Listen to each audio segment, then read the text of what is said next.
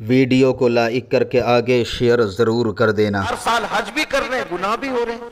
हर साल रमजानुल मुबारक में उम्रा पे भी जा रहे हैं, गुनाह भी कर रहे हैं। तो अल्लाह ने जन्नत का जिक्र किया तो नेकों का जिक्र किया, इन्नल अबरार लफी नईम। लेकिन जब अपनी दोस्ती का जिक्र किया तो नेकी का तस्करा नहीं फरमाया। क्यों? इसलिए कि जो नेकी करेगा वो गुनाह भी कर सकता है, लेकिन जो मुत्तकी होगा, मुत्तकी बचने वाले को कहते हैं। मुत्तकी का एक माना है परहेजगार, इसलिए कि पूरे कुरान में कमोबेश 50 से जायद माना में तकवा का जिक्र आया है।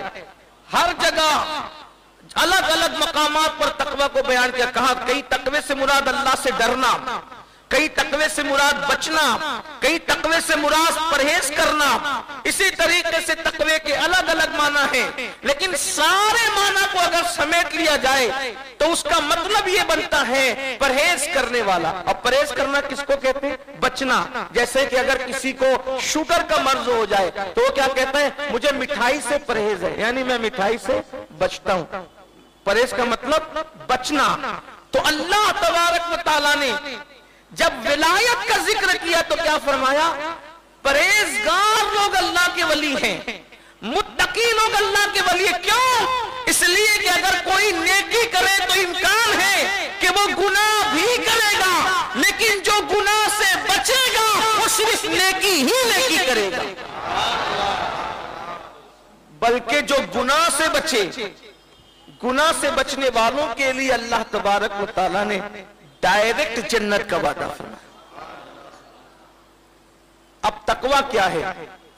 तकवे के मुतालिक मुफस्सिरीन कहते हैं तकवा यह है, सैयदना फारूक आजम से किसी ने पूछा कि तकवा किसे कहते हैं, तो फारूक आजम फरमाते हैं अगर दोनों तरफ रास्ते में कांटे हो और बीच की पगडंडी से किसी को चलना हो तो वो कांटों से अपने दामन को कैसे बचा करके चलेगा कि दामन में कांटे न चुभ जाए, दामन उसका फट न जाए, दामन जो है आलूदा न हो जाए खारों से।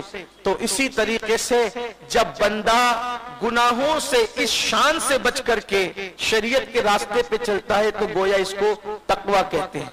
और हम हुजूर मुफ्ती आजम की जिंदगी को जब पढ़ते हैं, देखते हैं, सुनते हैं, उनके मुआसरीन के अंदर मुफ्ती आजम को जो चीज मुमताज करती है वो है उनका तकवा।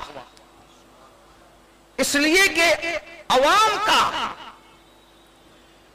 किसी के तकवे से मुतासिर हो जाना ये बहुत ज्यादा अहमियत नहीं रखता, इसलिए कि अवाम को शऊर ही कितना होता है। लेकिन उलमा का किसी के तकवे से मुतासिर होना यह बहुत बड़ी अहमियतों का हामिल है। और हुजूर मुफ्ती आजम इनके तकवे के डंके अवाम ने नहीं बजाए, मुफ्ती आजम के तकवे के डंके खवास ने बजाए।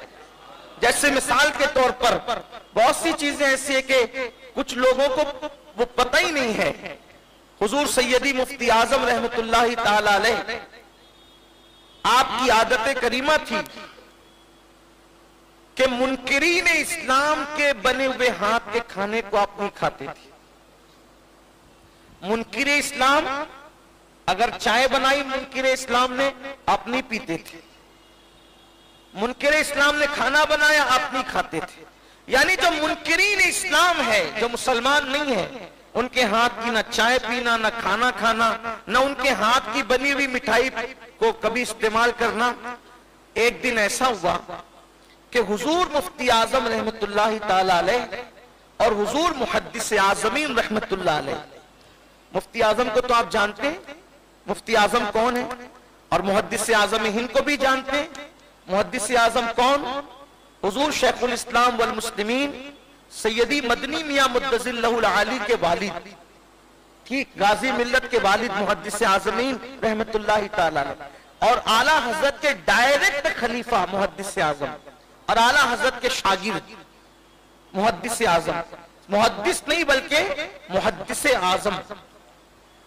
मुहद्दिस आजम की इल्मी लियाकत यह थी कि जिस वक्त 500 उलमाए किराम 500 उलमाए किराम कमोबेश एक मुकाम पर एक कॉन्फ्रेंस में जमा हुए, तो उन उलमा के दरमियान ये तय पाया कि ऐसी महफिल में जिसमें कमोबेश 500 से ज्यादा उलमा है, और वो भी कौन से उलमा, मस्जिदों के इमाम नहीं सिर्फ, बल्कि वो उलमा जिनका जिक्र हम किताबों में पढ़ते हैं, सदरुल उलमा अल्लामा गुलाम जिलानी मेटी रहमतुल्लाह अलैह जैसे लोग, सदरुल शरिया बदरुल तरीका अल्लामा अमजद अली जैसे लोग, शेर बेशैन सुन्नत हजरत मौलाना हशमत अली खान जैसे लोग, सैयदुल उलमा सैयद आले मुस्तफा महरवी सरकार नजमी के वालिदीन जैसे लोग, ऐसे बड़े बड़े हिंदुस्तान के काबिरीन जमा हैं और उनकी तादाद कमोबेश 500 से ज्यादा है। उस वक्त फैसला होता है, इतनी बड़ी महफिल में बड़े बड़े उलमा हैं, खुतबे सदारत देने के लिए बिठाएंगे किसको?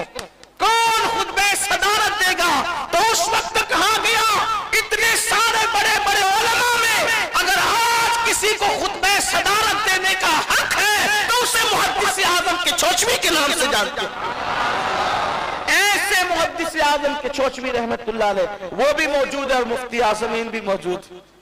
चाय आती है, चाय लाई जाती है, और चाय लाने के बाद मुफ्ती आजम एक कमरे में बैठे हैं, हुजूर मुहद्दिस आजम एक कमरे में हुजूर मुफ्ती आजम एक कमरे में हुजूर मुहद्दिस आजम। चाय पेश की गई दोनों बुजुर्गों को, तो हुजूर मुफ्ती आजम ने पूछा चाय कहां से आई? हुजूर मुफ्ती आजम ने पूछा चाय कहां से? देखो, एक है फतवा और एक है तकवा। थोड़ी सी आपके सर पे से जाए तो माफ कर दीजिएगा, क्योंकि बात मुफ्ती आजम के तकवे की हो रही है, तो आसानी से बहुत हो सकता है कि सबको समझ में ना आए। फतवे और तकवे में क्या फर्क है? उसकी आसान मिसाल यह है कि एक मर्तबा इमाम आजम के कपड़े में कीचड़ लगा, बारिश के दिन थे, कीचड़ लग गया, अब उसको धोने लगे। किसी ने कहा इमाम, कीचड़ में तो यकीन नहीं है कि ये पाक है कि नापाक, और जिसमें यकीन ना हो तो उससे बगैर धोके भी काम चल सकता है, ये तो आपने बयान फरमाया, आपका फतवा है। तो इमाम आजम ने फरमाया वो मेरा फतवा था जो तूने पढ़ा, कि जिसके नापाक होने पर यकीन न हो, शक हो, तो उसको बगैर धुले भी कोई नमाज पढ़ता है तो नमाज, इसलिए कि शक का इस्लाम में एतबार नहीं है, तो हो जाएगी नमाज। लेकिन वो फतवा था, और ये जो मैं धुल रहा हूं ना, इसको तकवा कहते हैं। यानी तकवा फतवे के ऊपर की बात है, फतवे के ऊपर की बात है तकवा। तो दोनों बुजुर्गों की बारगाह में चाय पेश की गई। मुफ्ती आजम ने पूछा कहां से आई चाय? कहा हुजूर फुला फुला के यहां से, यानी कोई होटल से आई थी, उसका नाम लिया, उसका नाम मुसलमानों में नहीं था, वो मुनकिरीन इस्लाम में से था। आपने फरमाया मैं गैर मुस्लिमों के हाथ की चाय बनी हुई नहीं पीता। अब किसी ने सोचा कि जब ये नहीं पी रहे हैं तो हुजूर मुहद्दिस आजम भी हमारे बुजुर्ग नहीं पिएंगे। वो चाय अभी वहीं रखी हुई थी और हुजूर मुहद्दिस आजम बात कर रहे थे। हुजूर मुफ्ती आजम ने तो मना कर दिया, तो कुछ लोग इधर उधर के कमरे से इधर आ गए। और वीडियो अगर अच्छा